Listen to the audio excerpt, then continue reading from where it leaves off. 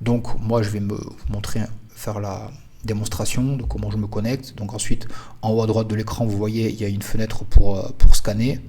Je scanne. Donc là, c'est ma localisation actuelle. J'autorise et ça va automatiquement me connecter sur l'écran et je suis déjà connecté sur l'application mobile. Alors je vais montrer succinctement comment fonctionne ceci. Donc en général, quand vous serez inscrit, etc., vous aurez le thème clair. Moi j'aime pas trop, donc je vais dans les paramètres et je mets le thème sombre. Ça me paraît, ça me repose les yeux, moi qui l'utilise beaucoup, etc. Je préfère. Et ensuite, donc c'est toujours en haut à gauche les paramètres de base. Et vous allez voir qu'en bas, on va vous proposer de passer à Binance Pro. Je vous le recommande, pour moi c'est plus lisible. Vous appuyez et poum, vous avez toute la présentation de Binance Pro. Donc ce qui va nous intéresser, c'est en bas, portefeuille. Et pour savoir ce que vous détenez, c'est tout ce qui est dans Spot. Ok, Spot, c'est ce que vous détenez réellement et que vous pouvez transférer sur un portefeuille non custodial, décentralisé ou sur une autre plateforme, pourquoi pas, etc. Ensuite, tout ce qui est financement, marge, etc. C'est soit pour faire du trading, soit quand vous avez une carte de paiement, etc. Donc la base, c'est Spot, dépôt. Alors quand vous êtes membre de l'Union Européenne, ce qui n'est pas mon cas, vous allez taper euro par exemple et vous allez avoir accès à un IBAN qui est votre IBAN. Parce que vous aurez...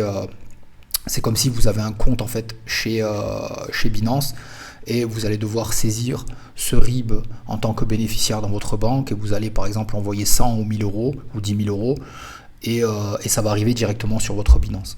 Et quand vous serez sur votre Binance, vous aurez donc dans votre portefeuille Spot de l'euro. Ok, vous me suivez? Et à partir de là, donc vous pouvez l'échanger. Donc vous allez dans échange en bas au milieu là. Et pour quelqu'un qui est tout à fait débutant, vous allez dans convertir. Et vous allez changer vos euros. Donc vous allez chercher ici euros. Donc ce qui n'est pas mon cas puisque je n'en ai pas. Parce que je suis moi basé en Amérique. Mais vous allez, le principe c'est de mettre ce que vous voulez échanger en haut et ce que vous voulez acheter en bas. Et là par exemple, imaginons qu'au lieu de Palace de Rose, j'ai de l'euro, je mets max. Et ensuite il va me faire une proposition. Et je vais pouvoir l'échanger contre du BTC si j'appuie sur trader. Ce que je vais pas faire puisque je compte garder mes roses. Donc on peut faire un dépôt. Donc dépôt que ce soit en euros ou on peut déposer directement d'autres crypto-monnaies. Et je l'expliquais, ça peut être intéressant pour quelqu'un par exemple qui veut commencer dans la crypto-monnaie en encaissant des crypto-monnaies. Par exemple, vous avez une boutique ou une activité libérale ou quoi que ce soit et vous voulez encaisser. Donc pour vous, si vous voulez recevoir de la crypto-monnaie sur votre Binance, ben vous allez aller dans dépôt. Avec quelle crypto-monnaie vous souhaitez être payé en Bitcoin? Ok, donc vous allez sélectionner BTC. Et on l'a vu donc comment en fonction de la blockchain, il y a plusieurs réseaux sur lesquels le BTC existe, d'accord? Donc le réseau de base c'est BTC, donc si vous voulez être payé en BTC sur le réseau BTC, ça va vous donner ici l'adresse qui commence par 1QJ7 par exemple, et ça va vous donner un QR code. Et l'utilisateur peut aller scanner ce QR code et l'envoyer directement s'il a Binance, d'accord? Donc pour les petits paiements, entre parenthèses, je vous le rappelle, hein, c'est le Lightning Network qui est intéressant. Là, vous mettez le montant que vous voulez recevoir en BTC et vous acceptez. Ensuite, ce que vous pouvez faire aussi si vous avez un business, c'est d'encaisser de l'USDT. L'USDT, c'est un stablecoin. Un USDT égale $1. C'est ni voué à descendre, ni voué à monter. Vous choisissez la blockchain sur laquelle vous voulez recevoir ceci. Donc l'utilisateur pourra vous dire, ben moi j'ai de l'USDT sur Tron, j'ai de l'USDT sur BNB, sur Ethereum. Donc imaginons qu'il en a par exemple sur Tron. Et donc vous allez lui transmettre cette adresse ou ce QR code. Hein. S'il est à distance, vous pouvez faire un scan. Un scan comme ceci, un screenshot. Et vous allez par exemple sur votre WhatsApp. Et vous cherchez l'utilisateur par exemple et vous lui envoyez le QR code. Voilà, donc le top c'est d'envoyer et le QR code et l'adresse. Là il y a toutes les informations. Et si c'est un utilisateur Binance, les frais de transfert, comme je le disais dans la partie A, les portefeuilles custodiales, les frais de transfert sont gratuits. Donc à ce moment-là, lui, l'utilisateur, va aller dans retrait puisque ça va sortir de son portefeuille. Par exemple, on va prendre l'exemple de l'USDT. Et vous voyez en bas, on peut l'envoyer via le réseau crypto, donc sur n'importe quel portefeuille décentralisé, sur une plateforme, etc. Mais on peut l'envoyer à un utilisateur Binance. Et il faut que vous ayez soit son email, soit son numéro de téléphone, ou soit son identifiant. Et en général, vous dites, bah, ok, bah, t'es inscrit avec quel email toi sur Binance. Donc là, par exemple, je vais prendre l'exemple de mon compte perso. Donc l'email est ici. Et je vais m'envoyer par exemple 5 USDT. Et voilà, je vais valider. Donc ça va me demander la confirmation. Suivant. Et ensuite, comme je le disais, au lieu de me demander donc le 2FA, si vous paramétrez dans les réglages la biométrie, vous pouvez mettre votre empreinte et hop, ce sera envoyé. Et ensuite, la personne là l'a reçu directement. Je vais vous montrer ceci en prenant un screenshot sur le second téléphone.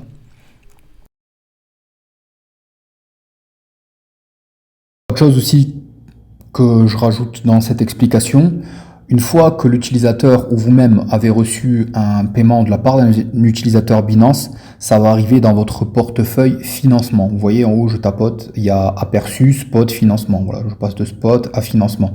Et là, par exemple, j'ai reçu 21 USDT.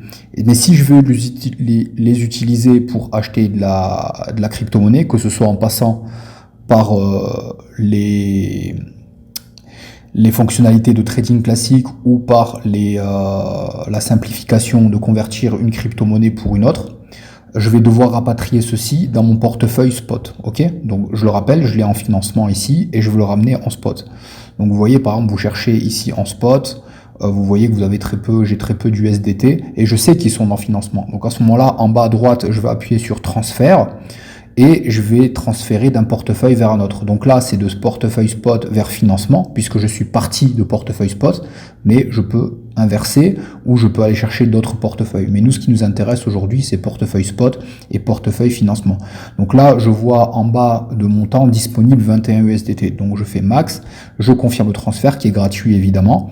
Et là, je vais retrouver cette somme en rafraîchissant sur mon portefeuille spot. Vous voyez, j'ai donc les 21 USDT. Et inversement, si je veux les envoyer dans mon portefeuille financement, pour une raison ou pour une autre, alors à ce moment-là, je vais faire max et je vais confirmer le transfert.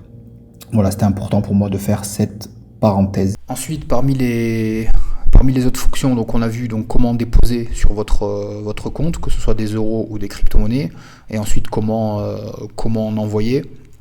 Donc autre exemple, vous voulez envoyer du BTC via un réseau crypto.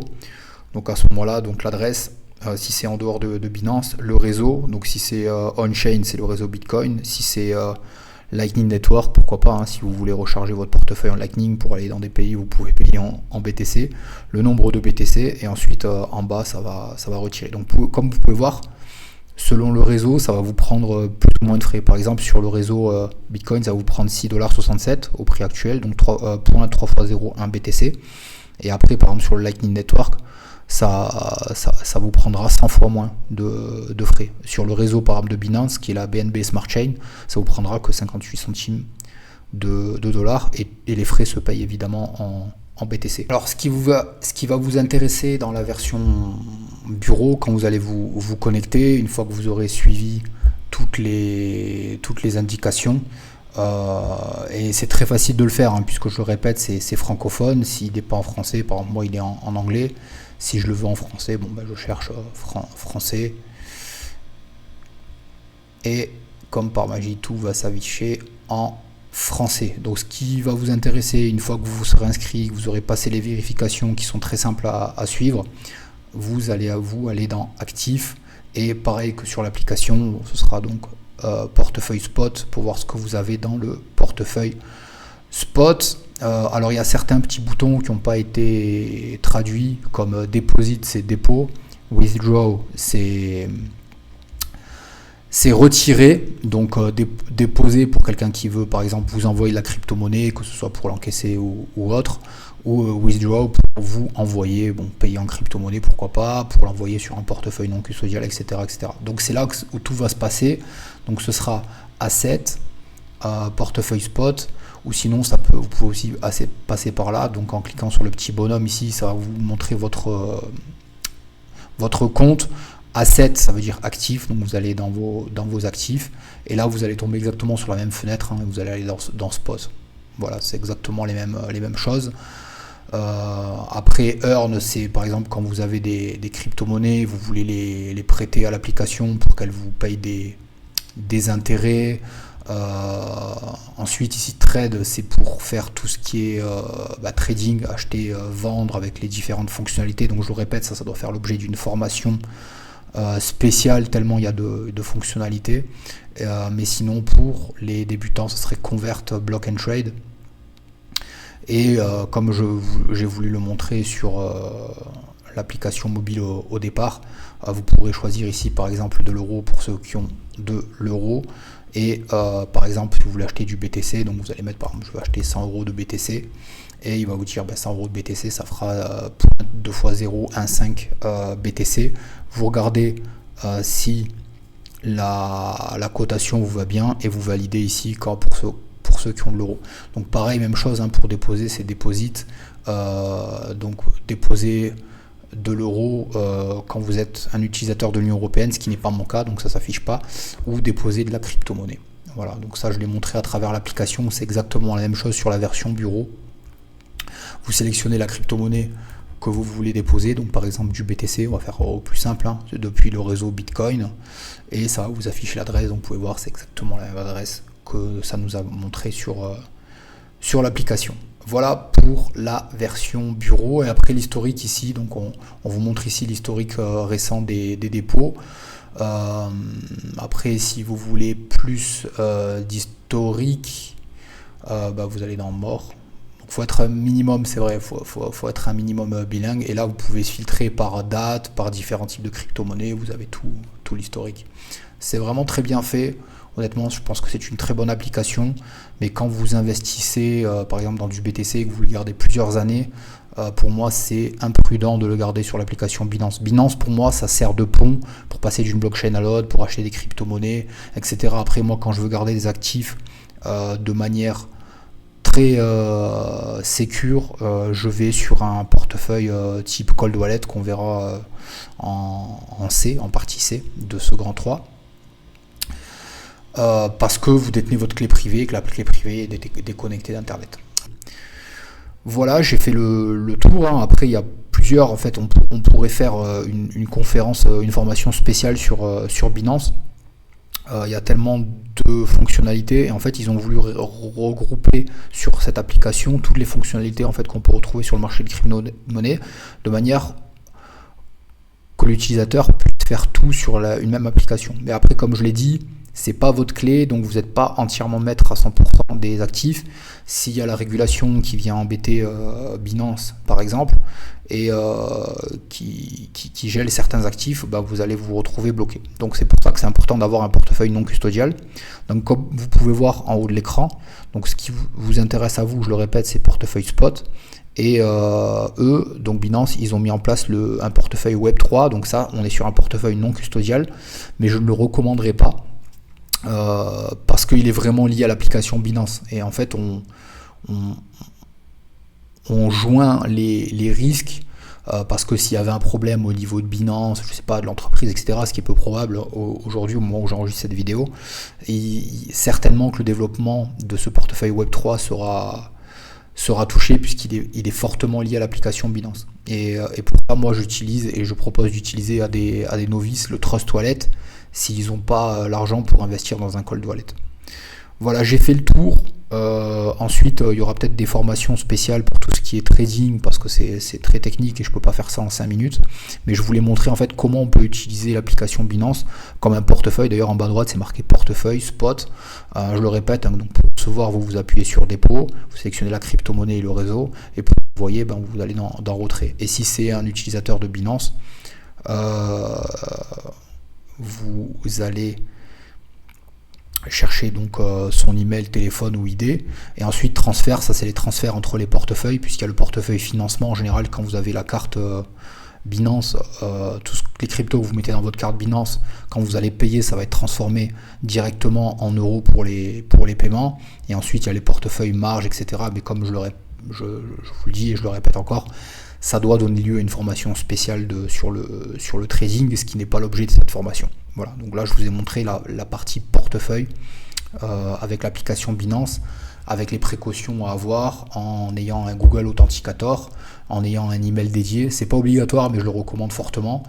Et aussi idéalement d'avoir un appareil sain, que ce soit tablette ou ordinateur, pour gérer tout ce qui est investissement crypto-monnaie. Si vous décidez d'y mettre une somme qui vous est importante et d'y passer un certain nombre de temps. Voilà, maintenant on va passer à la prochaine partie et je vous remercie.